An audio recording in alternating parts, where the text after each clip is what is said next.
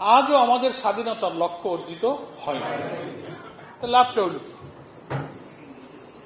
দুনিয়ায় আমাদের অনেক পরে, আমাদের বলতে বাংলাদেশের অনেক পরে স্বাধীন হওয়া পৃথিবীর অনেক দেশ তারা উন্নত হয়েছে। মালয়েশিয়া, সিঙ্গাপুরের মতো তাদের মধ্যে কোনো জাতিগত দ্বন্দ্ব, জাতীয় ঐক্যের ক্ষেত্রে কোনো ফাটল, রাজনীতির এমন কোনো ইস্যু দুনিয়ার কোনো উন্নত দেশে নেই। একটা দেশের স্বাধীনতার পরে আবার সেই দেশের মানুষের মধ্যে বিভক্তি, অনৈক্য, বিশৃঙ্খলা, জাতিকে বিভক্ত করার এই রাজনীতি পৃথিবীর আর কোনো দেশে কিন্তু দেখা যায় না। একটা দেশের রাজনৈতিক সংগ্রাম নিয়ে নানান রাজনৈতিক মতপার্থক্য থাকতে পারে, বিতর্ক থাকতে পারে, সেটার একটা বিশ্লেষণ হতে পারে, কিন্তু অর্ধ শতাব্দী পেরিয়ে গেলেও জাতির মধ্যে একটা সংকট, একটা বিভক্তি ছড়িয়ে দেওয়ার এই ব্যাড ইনস্ট্যান্ট পৃথিবীর কোনো দেশে কিন্তু নেই।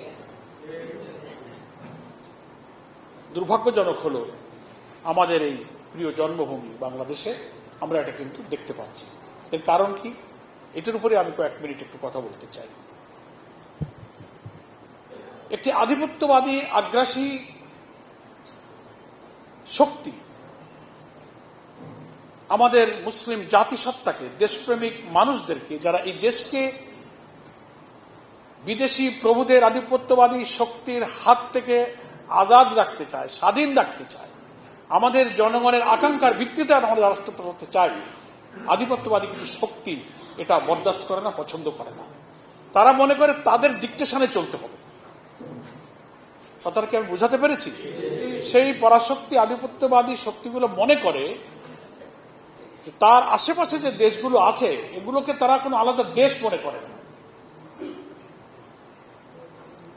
তারা এটাকে তাদের একটা অনেকগুলো রাজ্যের মতো আর একটা রাজ্যের মতো থাকবে, আমরা যা বলবো আমাদের কথায় শুনতে হবে।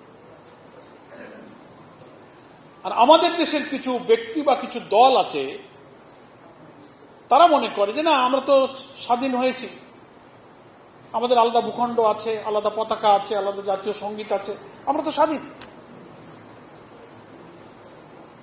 কিন্তু ওনারা বিদেশি প্রভুদের সেবাদাস হতে হতে তাদের দেশপ্রেম, রাজনৈতিক সুস্থ চিন্তা, জাতির সত্তার প্রতি তাদের যে দরদ এবং দায়, সবকিছু তারা খেয়ে ফেলেছে। কারণ তারা এটা ভুলে গেছে এক সময় আধিপত্যবাদের একটা সংজ্ঞা ছিল, ব্যাখ্যা ছিল। সাম্রাজ্যবাদী, আধিপত্যবাদী শক্তিদের আচরণের কারণে সারা পৃথিবীতে একটা আলাদা ধারণা ছিল কি, যে একটা বড় দেশ, বড় পরাশক্তি তার নিকটতম অনেক দেশকে শাসন করবে, যুদ্ধ করবে, ভূখণ্ড দখল করে তার নিজের আয়ত্ত নিয়ে তাদেরকে করায়ত্ত করে তাদেরকে শাসন করবে। এটা আগে সাম্রাজ্যবাদী শক্তিদের একটা অভ্যাস ছিল। সৈন্য সামন্ত, গুলি, বন্দুক, ঘোড়া, লটবহর নিয়ে তারা এক একটা ভূখণ্ড জয় করত, তার রাজ্যের অধীন করে নিত এবং দেশটা শাসন করত। এটা ছিল সাম্রাজ্যবাদী শক্তির আগ্রাসনে আধিপত্যবাদীদের একটা চরিত্র। এখন কিন্তু আধিপত্যবাদীদের চরিত্রের পরিবর্তন হয়েছে, ধরনটা, নেচারটা চেঞ্জ হয়েছে, কিন্তু উদ্দেশ্যের কিন্তু কোনো পরিবর্তন হয়নি।